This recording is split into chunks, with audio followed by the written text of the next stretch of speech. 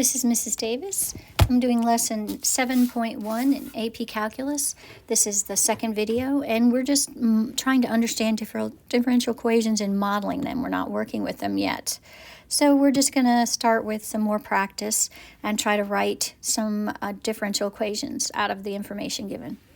So the first one says the rate of change of y with respect to x. So we can say that's dy dx right now. The rate of change of y with respect to x is proportional, so equals k to the product of t and the rate of change of w with respect to t. So to the product of t times, and then it says the rate of change of w with respect to x, so dw dx. So there it is, kt dw dx. All right, let's look at the next one.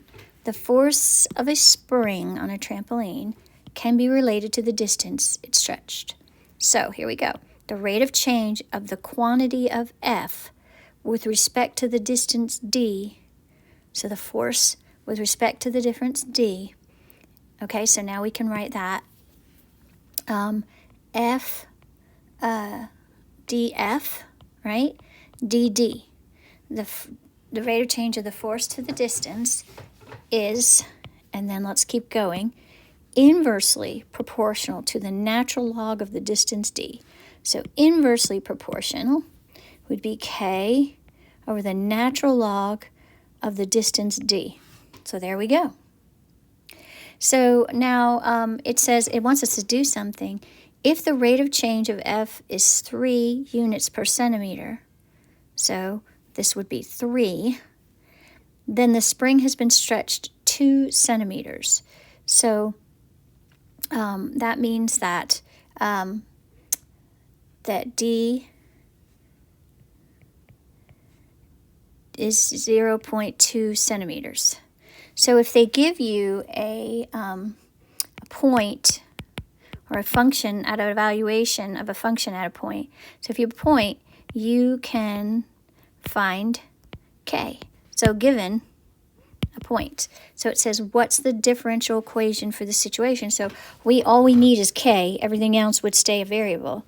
So we can say 3 equals k over 0.2. So the ln of 0.2. So, and we don't know what that is, but we know that then k would be 3 times ln of 0.2. So our function would be, our differential equation, not our function, would be df dd is equal to 3 ln of 0.2, that's a number, over the ln of capital D. So there you go. Let's look at Mr. Green. All right, Mr. Green is swimming in a straight line across a lake. His position from his starting point is given by P of t, where t is measured in minutes since the start of his swim. During the first 30 seconds, his acceleration is proportional. Okay, so acceleration, his position is P of t, so acceleration has to be P prime prime of t, which is equal to A of t. Okay, so just thinking about that. But let's see, I guess we could say P prime prime, or we could say d squared P over dt squared, right? Okay, is equal to, so either one of these, is proportional, so we'll have a k here, to the cube root of time since the start of a swim, so times the cube root of t. Write a differential equation that describes this relationship. So either one would work. P prime prime is equal to k and the cube root of t, or writing it with the other method. All right? Now, if you go to this next bit, let's go to the classwork, because I'm really done with the lesson. This was just like intro, and College Board just wanted you to kind of get the feel of it. And so these are going to be where you practice writing out your differential equations. So please, please, please stop the video, try to do this yourself, and then come back and see if you got them right. Okay, so, okay, if you're back, the rate of growth of a certain bacteria, B, in a petri dish is proportional to the number of bacteria in the dish. So, okay, that would be the rate of growth. So that would be dB over dt, on its growth rate, is equal to proportional, so it would be K, and the number of bacteria is B. So there you go. Number 2, an object moves along a straight line. Its speed S, so we have ds dt is equal to, is inversely proportional to the square of the distance S. So K over the square, so that would be S squared. Okay, so there you go. Every month, the balance B of Rachel's car loan increases. So this is by the month. So by 0.45 and decreases by $375. Increases by this and decreases by that. Okay, so we have dB, the balance, dt, is equal to 0.045 B. That's what the loan, it would have to be times the balance, right? Increases by 0.45, and then minus $375. So, okay, that would be that one. The fraction of a student body, P, who has heard a rumor, increases at a rate proportional to the fraction of the population who has not yet heard the rumor. All right, so dP dt is equal to, and it's proportional, K. And now we have to do proportional to the fraction of the population who has not yet heard the rumor. So if we have, it has to be it has to be a decimal amount. It has to be less than 1, right, if it's going to be a rate.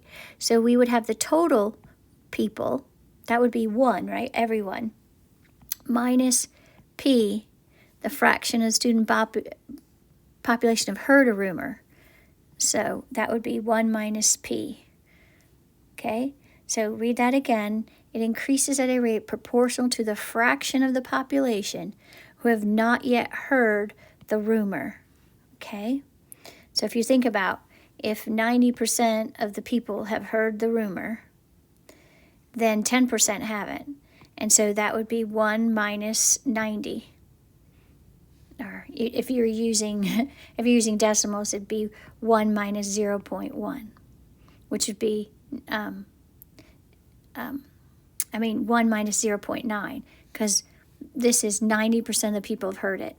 So if you're wondering where that 1 comes from, it's because we're doing a percent, and so it would be 1 minus 0.9. All right, number 5. The rate of growth of a population of grasshoppers is inversely proportional to the square root of the population. So this one's easy. dP dt is equal to K over the square root of P. The rate of decay of a certain substance, so it's going to be negative, is inversely proportional to the amount of substance remaining. So let's see, R, so dr dt is inversely proportional, so K over the amount of substance remaining. So that would be, again, if it has to be 1 minus R, if R is the rate of decay, so, and it's negative. Okay, so again, this would be the same thing. If the rate of decay was, let's see, if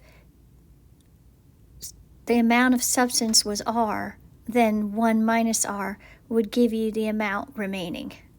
Hope that helps, Sarah. All right, your sweet potato casserole is removed from a hot oven. This is a classic, the whole hot oven cooling down. The room temperature of the kitchen is 75 degrees. The rate at which the casserole cools is proportional to the difference between the room temperature and the temperature of the casserole. So this is like one we had in the beginning of the notes. So dc dt, I guess because the sweet potato casserole is a C, I guess. I don't know why.